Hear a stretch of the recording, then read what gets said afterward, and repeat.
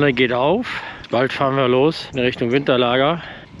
Die Schwierigkeit hier ist heute bei dem Wind, wir müssen natürlich hier raus aus der Lücke und müssen dann durch den schmalen Kanal hier fahren, rückwärts. Mit Seitenwind müssen wir also aufpassen, dass wir nicht auf die Poller getrieben werden. Und am Ende müssen wir rückwärts auch mal eine Kurve fahren, um aus der Hafeneinfahrt rauszukommen. Das ist immer ein spannender Moment. Unser neues Logo wird uns das erste Mal auch auf der Fahrt begleiten.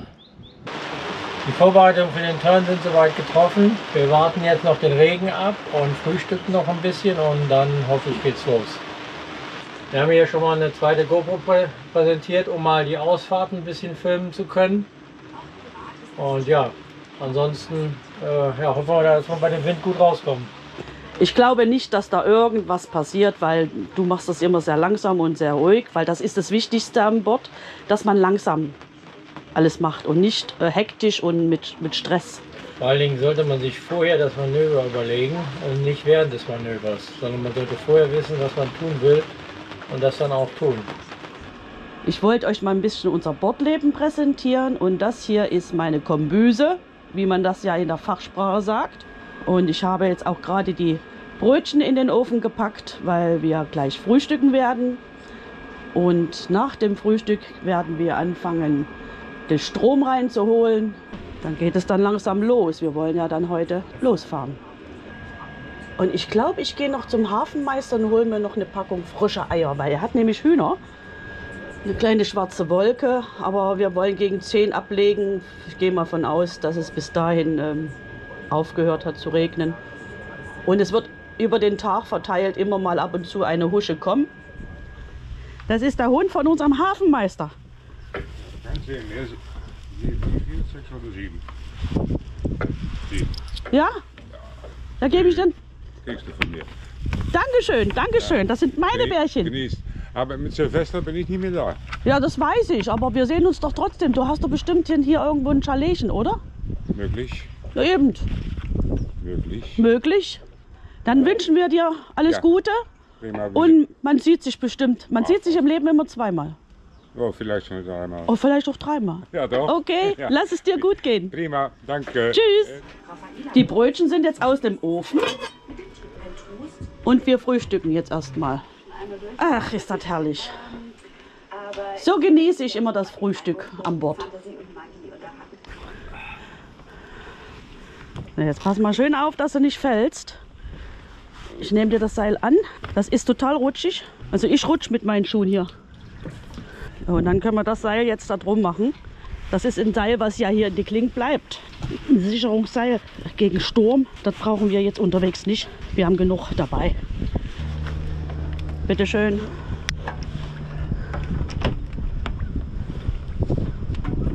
Ja. Einfach wird es nicht. Die erste Maschine ist schon an. Und die nächste Böe kommt. Na, ich bin ja mal gespannt, was das wird. Uiuiuiui. Unsere Helferin, die Petra, ist auch schon da. So, jetzt geht's los.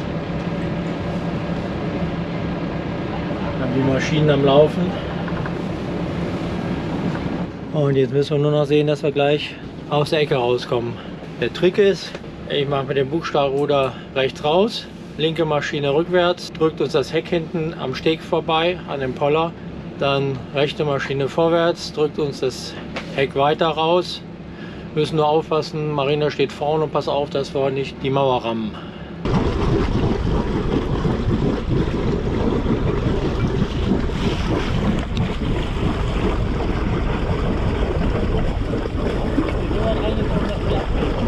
Ja, ja, ich hab sie schon fast ab. Aber ich muss jetzt irgendwie noch aufs Boot kommen, Schatz.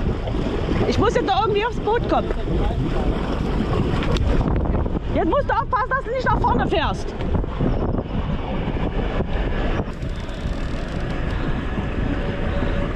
Ich komme nicht an Bord.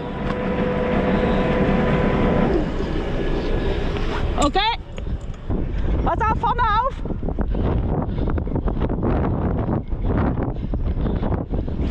Danke.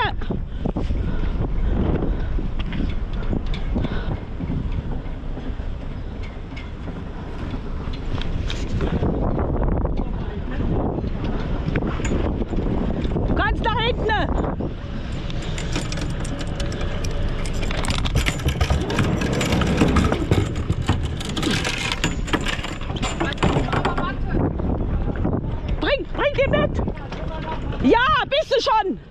Pass da auf! Da! Da!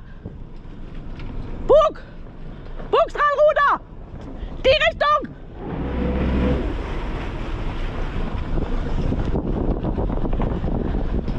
Der Wind treibt mich dahin, Jürgen!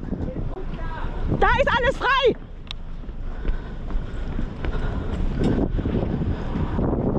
Gerade! Gerade! Gerade!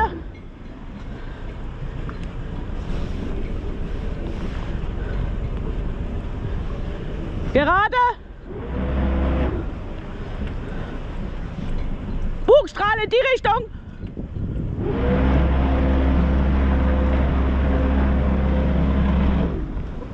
Stopp, stopp, stopp, stopp, stopp!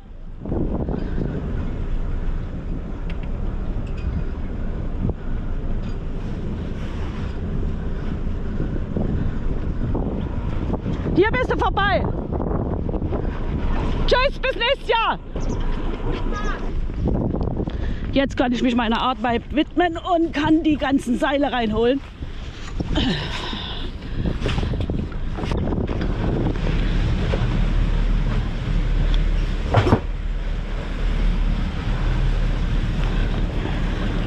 Ach ja, ach, dieses Ablegen bei Wind ist immer nicht schön. Aber wir haben das auch ganz gut gemeistert. Auch wenn das sich so anhört, als wenn wir uns anbrüllen würden. Das ist nicht so. Durch die Kappe kann man ja nicht allzu viel verstehen. Die Fender mache ich jetzt gleich so, dass ich die nachher in der Schleuse auf diese Höhe habe, wie ich sie brauche. Ja, die Brom ist geeignet für Windstärke 8. Da müssen wir uns keine Sorgen machen. Einige im Hafen haben gemeint, wir können doch nicht losfahren. Es ist doch viel zu windig.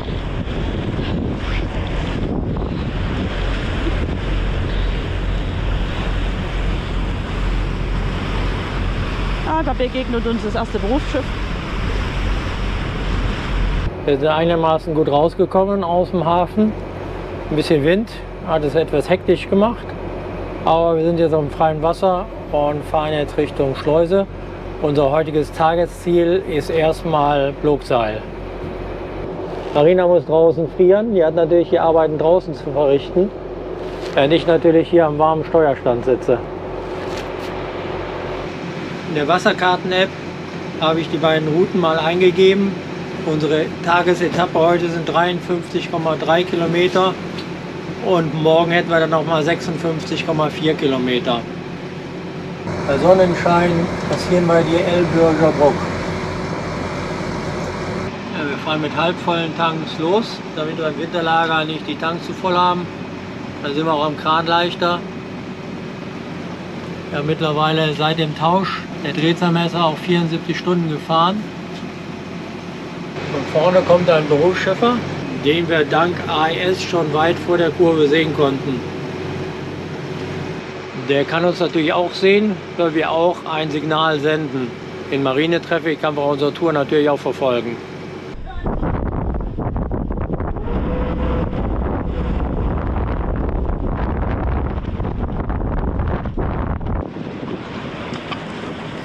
Mein lieber Herr Gesangsverein, ich hoffe, dass es jetzt in der Schleuse nicht ganz so stürmisch ist.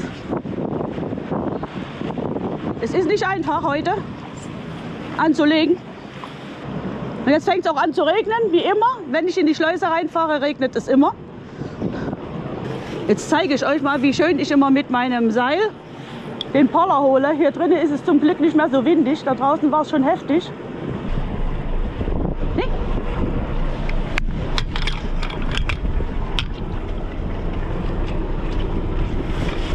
Ja, mit Wind macht das alles keinen Spaß. Aber wir haben gut in der Schleuse angelegt. Vor der Schleuse anzulegen ist nicht so einfach. Und ja, ihr habt gesehen, mit viel Wind muss man wirklich aufpassen. Und dann hat man Augen zu wenig, hinten, vorne, in der Mitte, überall. Herr Skipper, jetzt kann man noch mal den Einsatz sehen. Ich nehme jetzt hier einfach den Stab hier dazwischen. Normalerweise hier in dem Fall braucht man es eigentlich nicht. Aber es ist ein super Hilfsmittel.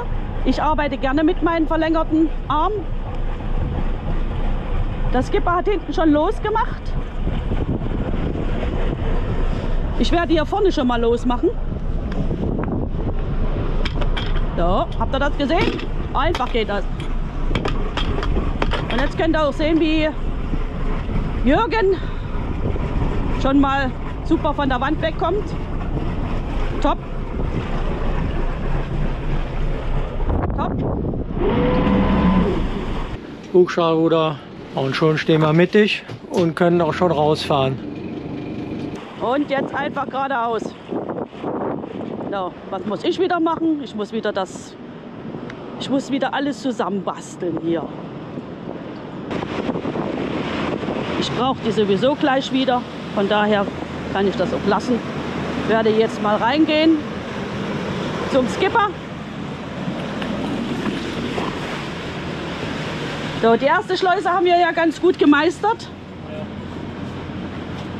So. Ja, da vorne ist die Rockeboot. Ich bin gespannt, ob wir da auch schleusen oder ob die auf ist. Ja, So, da tauschen wir das Steuer. okay. Upp, und schon sitze ich am Steuer. Ja, mit Windböen, das ist nicht so mein Ding. Aber wir haben es ganz gut gemeistert.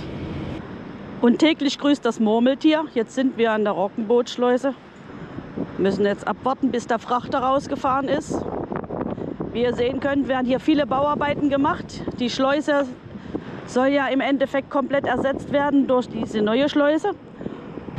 Die Schleusen halten uns wirklich richtig auf. Auch diese Schleuse dauert ewig, obwohl kaum Wasserstandunterschied ist. Das Berufsschiff geht raus. Wir haben schon grün bekommen, das bedeutet, wir dürfen jetzt vorfahren. Ein richtiger Skipper kennt keinen Wind. Der kämpft dagegen an. Und jetzt präsentiere ich noch einmal, wie ich das mache mit meinem Stab. Der erste? Okay. Ihr seht, ruckzuck und schon habe ich den Poller. Bin dran. Der Chef muss noch üben, wie ihr seht. Ja, die Schleuse kennen wir in- und auswendig. Das machen wir doch mit links und 40 Fieber. Man sieht hier schon ordentlich, wie die Böen fegen. Jetzt ist das Tor zugegangen. Der Wind scheint ja so lange aufzudrücken und dann können wir nicht schleusen. Das Tor geht auf. Es fängt wieder an zu regnen. Es ist schon verdammt windig heute. Habt ihr gesehen, der Skipper hat die Zunge draußen gehabt.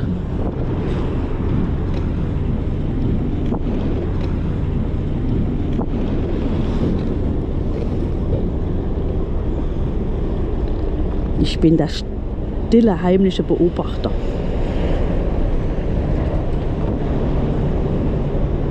Aber macht er doch gut, oder?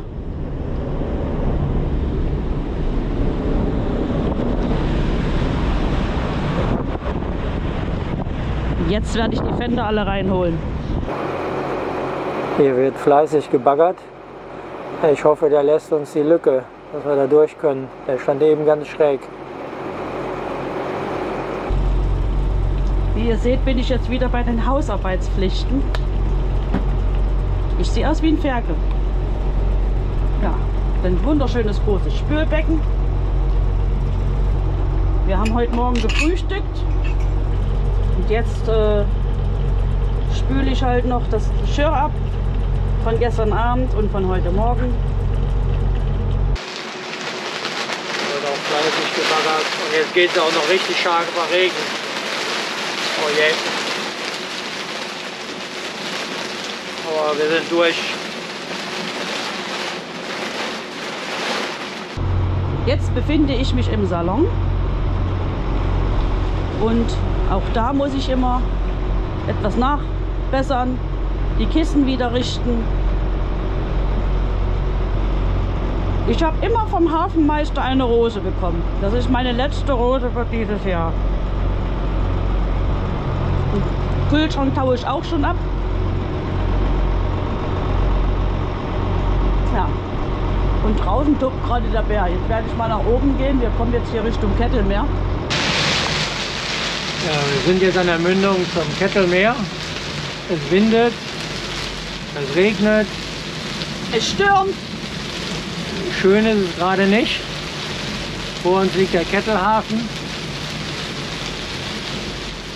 Und hier rechts geht es in die Eisel rein. Und wir müssen jetzt den Weg rüber finden Richtung Schockerhafen und Richtung Ramstieb. Wir nehmen jetzt doch den normalen Weg heute um die rote Tonne und dann wissen wir genau, wie wir fahren müssen. Zum Glück sehen wir das ja alles auf der Navigation, sodass das eigentlich kein Problem ist. Wir wissen daher immer, wo wir sind. Aus dem Fenster im Salon kann man sehen, dass es doch sehr kappelig ist. Ich passe jetzt auf, dass uns nicht der Fernseher runterfällt, weil wir ja jetzt doch etwas kreuzen müssen. Hier ist es vom Eiselmeer relativ offen, deshalb haben wir eine relativ hohe Welle hier von der Seite. Und hier rechts geht es in die Eisel rein. Und wenn wir erstmal wieder unter Land sind, von dieser Insel, dann wird es besser.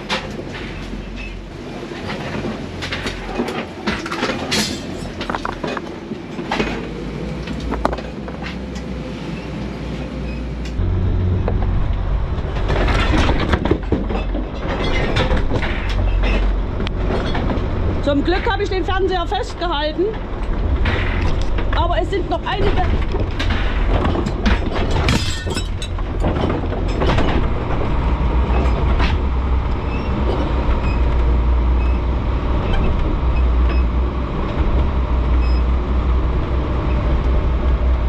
Die Katastrophe ist im Kasten, der Fernseher lebt. Etwas Glasbruch ist immer. Ja. Der Skipper gibt Gas.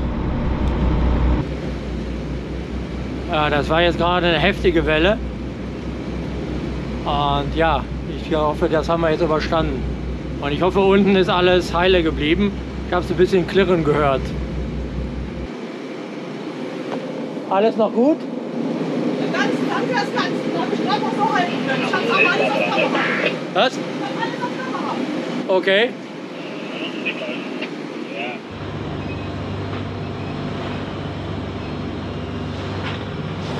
Boah, die Gischt kommt hier drüber. Aber sie trifft mich nicht, die Gischt. Ja, also wirklich ist das Verdeck einigermaßen dicht. Wenn ihr sonst hier ins Ramstieb, da müssen die Berufsschiffe rein und wir können ja gleich hier ins Ramsbeul. Allerdings haben wir hier jetzt wieder Welle von der Seite, die ist zum Glück nicht so hoch. Dann würde ich jetzt sagen, einmal durch und dann haben wir es geschafft. Ja. Wir sind jetzt wieder auf dem Ramsbeul und kommen jetzt an die Brücke. Die ist ja neu gebaut worden und seit dem Neubau kommen wir auf der Seite mit dem Boot auch drunter durch. Die Berufsschifffahrt muss allerdings weiter die andere Seite nehmen, aber für uns ist das eine ganz schöne Abkürzung.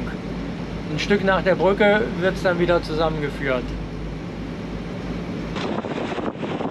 So, die Brücke sind wir jetzt schon mal durchgekommen und jetzt haben wir nur noch eine Brücke vor uns, bis wir unser Ziel erreicht haben. Ja, wir sind jetzt an der Wollenhofer Bruck und sind uns jetzt nicht sicher, ob der vor uns schon die Brücke angepeilt hat, weil die muss man telefonisch öffnen lassen. Wenn er das schon gemacht hat, dann können wir gleich mitfahren. Wenn er das nicht gemacht hat, dann müssen wir gleich nochmal telefonieren. Wir warten einfach mal ab. Das ist schon klasse hier.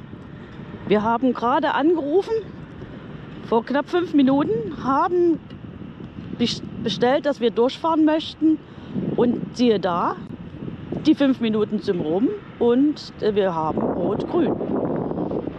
Die Brücke geht auf. Auf der rechten Seite ist eine Yacht.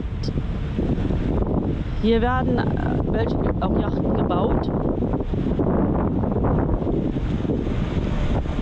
Und da wurde wahrscheinlich auch dieses große, schöne Schiff gebaut. Schönes Ding.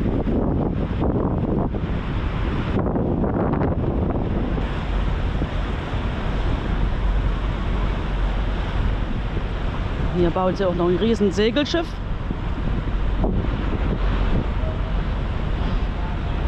Ja. Dafür wird der Baum hier noch geliefert.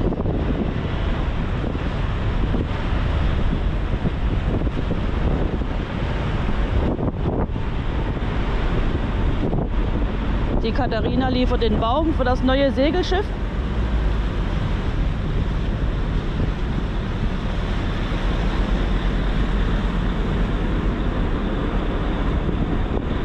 Katharina aus Duisburg, aus dem Duisburger Hafen.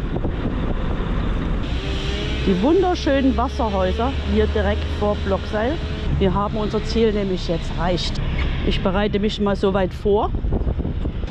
Blockseil ist erreicht. Da geht es durch das schmale Tor und dann sind wir gleich im Rondell drin. Hier haben wir jetzt einen Platz am Steg, wo auch schon ein großer ist. Und ich bin mal gespannt, ob wir da liegen bleiben dürfen. Der Hafenmeister hat da drüben sein Domizil. Da werden wir gleich mal rüber gehen. Marina hatte mir eigentlich versprochen, es regnet nicht mehr.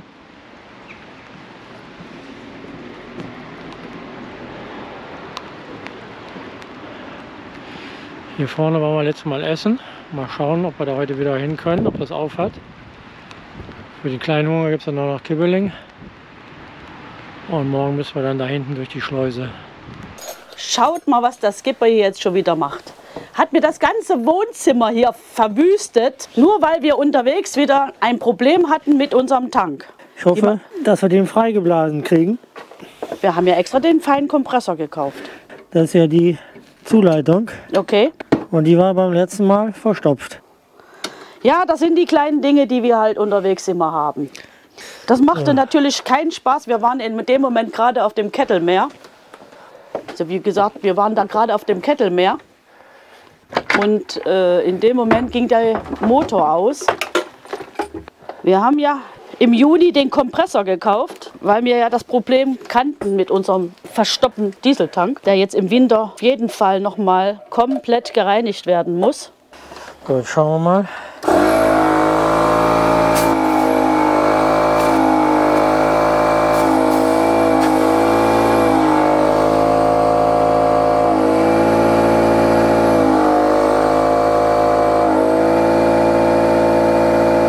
Hoffen, dass es funktioniert. Ist praktisch, wenn man halt ein eigenes Boot hat, dass man viele Dinge auch selber kann. Wir machen jetzt mal wieder auf die Benzinzufuhr. Starte mal die rechte Maschine.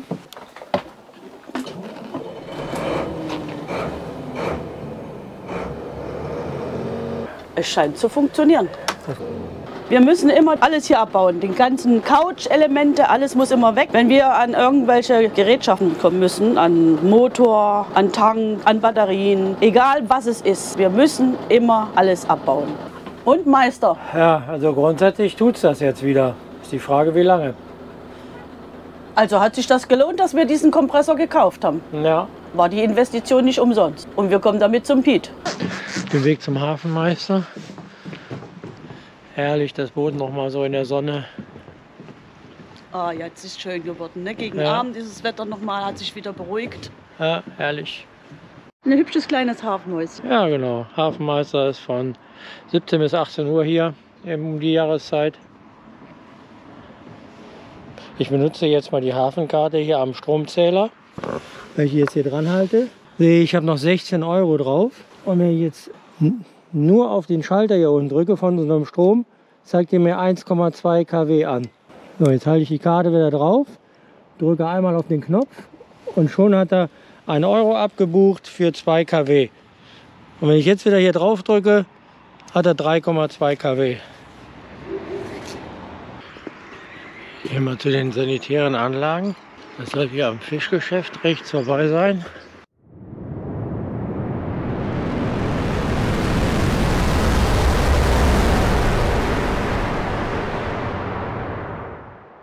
Das muss es sein. Geht auch so auf.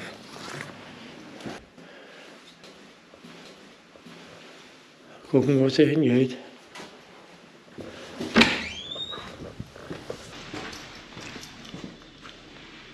Hier sind die Duschen. Großsatt. Natürlich auch mit Timer. Toilette Herren. Auch okay. Haltung für Jacke. Ich hätte nicht gedacht, dass das Gebäude so groß ist. Alles top. Dann gehen wir wieder.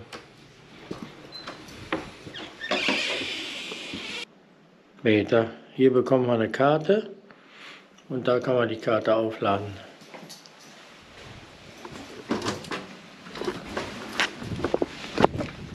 Das Gebäude wirkt sehr unscheinbar. Kann man gar nicht glauben, wie groß das dahinter ist.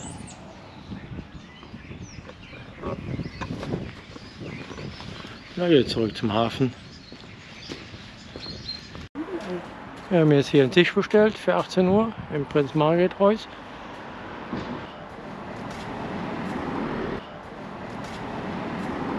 Marina hat einen Platz reserviert im geschlossenen Restaurant.